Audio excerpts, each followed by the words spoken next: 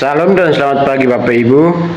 Mari kita membaca firman Tuhan dari Bilangan pasal 35. Bilangan pasal 35 ini kalau kita membacanya secara sepintas, maka kita akan mengerti bahwa sebenarnya di dalam pasal ini bicara tentang bagaimana orang membalas dendam. Sebenarnya bukan soal membalas dendam, tetapi firman Tuhan ingin mengatakan bahwa harus ada hukum keadilan. Misalnya, kalau ada seorang pembunuh yang entah sengaja atau tidak sengaja membunuh orang lain atau menghilangkan nyawa orang lain, maka orang yang membunuh itu pun nyawanya harus dihilangkan. Bukan sebagai balas dendam, tetapi sebagai bentuk hukuman yang setimpal dengan apa yang telah dia lakukan kepada sesamanya dengan menghilangkan nyawanya. Bagian lain misalnya, kalau kita melihat waktu Kain membunuh adiknya Habel, kemudian dia melarikan diri dan dia berpikir bahwa Tuhan, kalau aku ketemu orang yang membenci aku karena aku telah membunuh adikku Habel, maka pastilah aku dihukum mati. Karena Kain sudah tahu bahwa hukum inilah yang akan diberlakukan kepada Kain. Dia sudah membunuh adiknya Habel dan dia berpikir bahwa dia juga pasti akan dibunuh. Tetapi Tuhan memberikan perlindungan kepada Kain sehingga tidak ada seorang pun yang membunuh Kain. Bagian-bagian yang lain juga mengatakan bahwa mata ganti mata, gigi ganti gigi. Jadi kalimat-kalimat seperti ini adalah satu kalimat yang dimaksudkan untuk prinsip keadilan di dalam hukum yang ditegakkan di dalam hukum Taurat.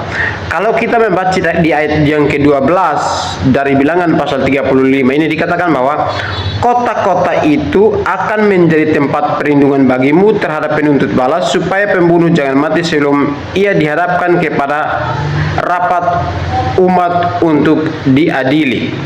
Nah, itulah sebabnya hukum keadilan ini harus ditegakkan, mata ganti mata, nyawa ganti nyawa.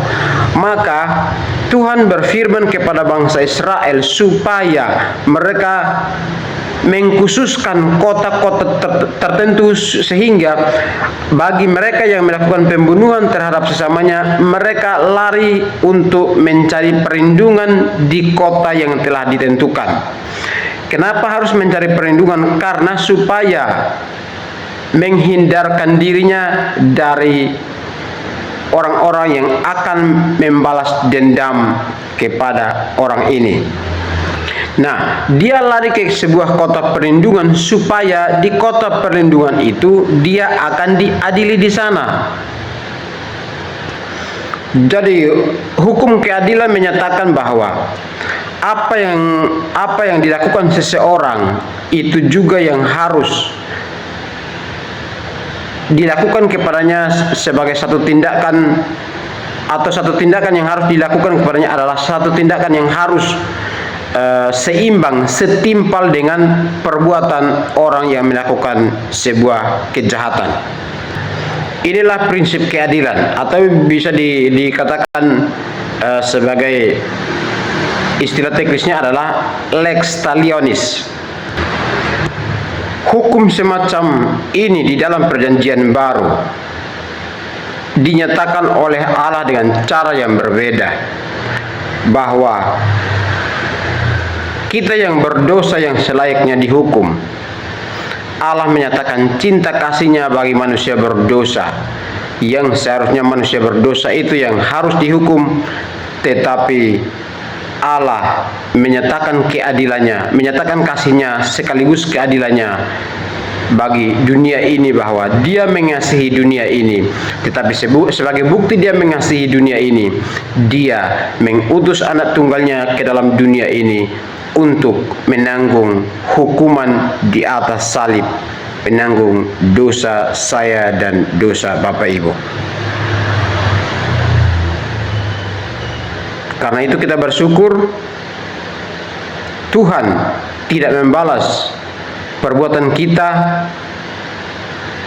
setimpal dengan apa yang kita lakukan, tetapi Dia menyatakan cinta kasih-Nya yang begitu besar, dan lewat cinta kasih-Nya hidup kita dapat diubahkan kembali kepada kasih-Nya itu.